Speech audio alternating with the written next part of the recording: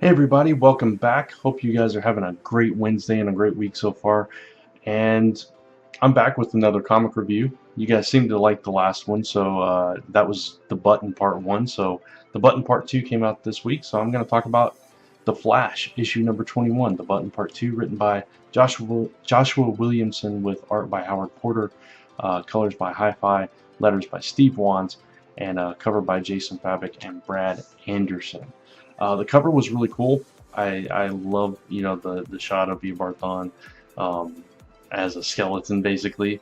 As we saw in Batman, he was kind of taken out uh, by, we assume, Dr. Manhattan.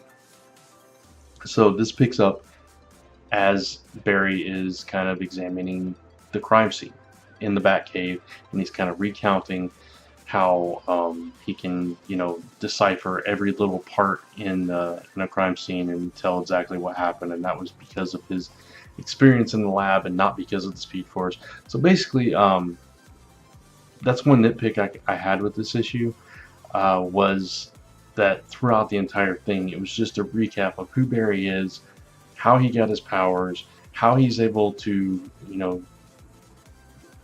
do his job basically as a forensic scientist, and it was just kind of it was a rehashing of everything. So that part bothered me a little bit. I didn't think that was totally needed, but whatever. I guess they were trying to catch people up who weren't necessarily, if I can talk, weren't necessarily reading The Flash, but came over because of this crossover with Batman.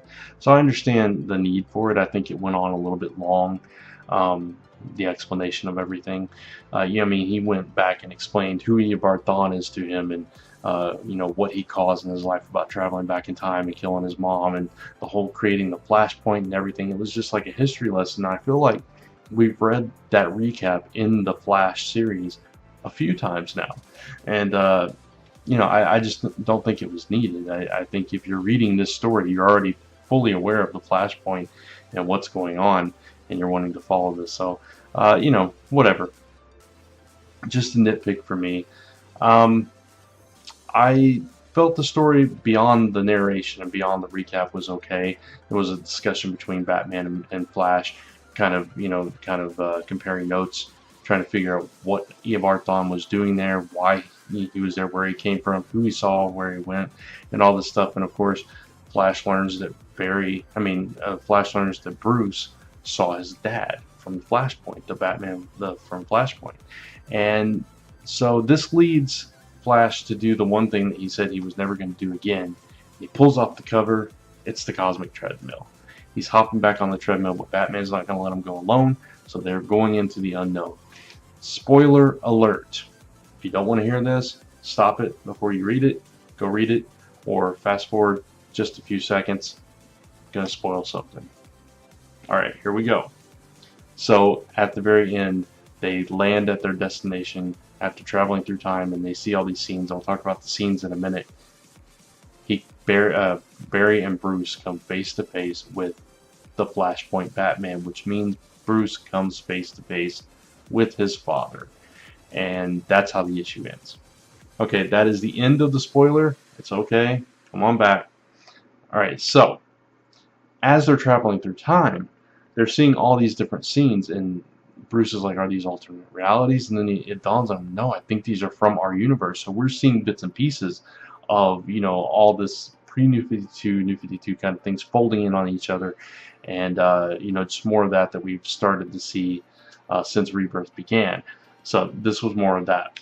The whole reason they went to do all this is because the radiation on the button that interacted with Psycho Pirate's mask and all this stuff, and Barry, he discovers that there's a lot more of this radiation somewhere, and he's got to find out why and where it's from and who's doing all this.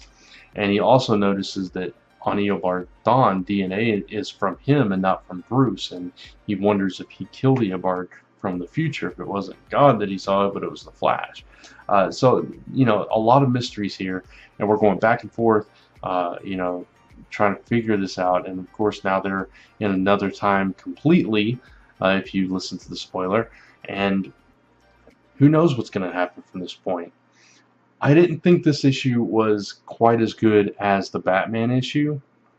The pacing was much different. It was much more akin to the Flash, which, I mean, this is from the Flash's perspective. That one was from Batman's perspective, so it makes sense.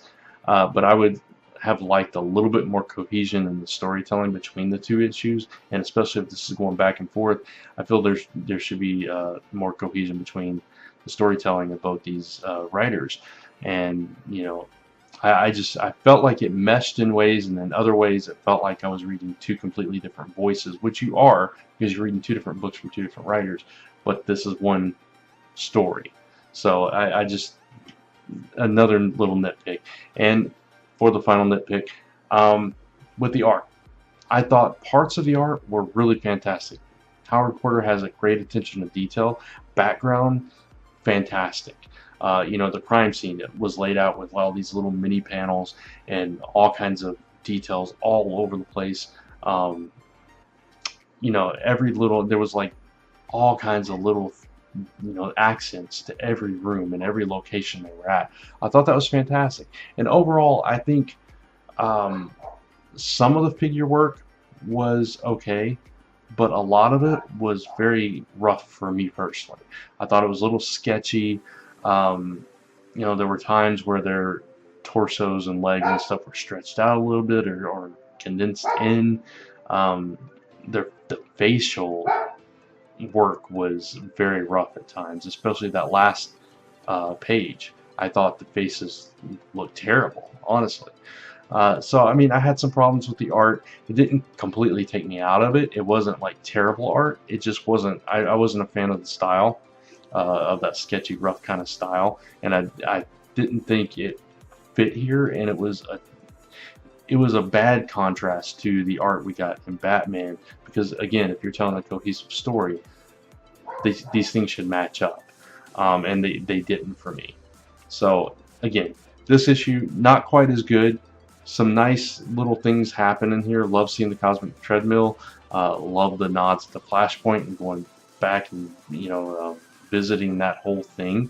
But my nitpicks as well. So I'm actually going to give Flash number 21 3.5 stars.